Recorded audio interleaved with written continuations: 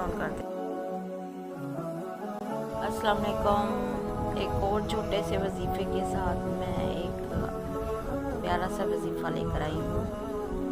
वजीफ़ा है ऐसे कि जिनके कद छोटे रह जाते हैं, जो बहुत ही मायूस हो चुके हैं, जिनको नहीं है उम्मीद कि अब उनकी ज़िंदगी में कोई भी चेंजिंग नहीं आएगी। उनके लिए है। जिनके कद थोड़े से नॉर्मल हैं वो भी इसको आजमा सकते हैं, जो जिनके छोटे हैं वो भी आजमा सकते हैं। सेब का मुरब्बा ले लेना है।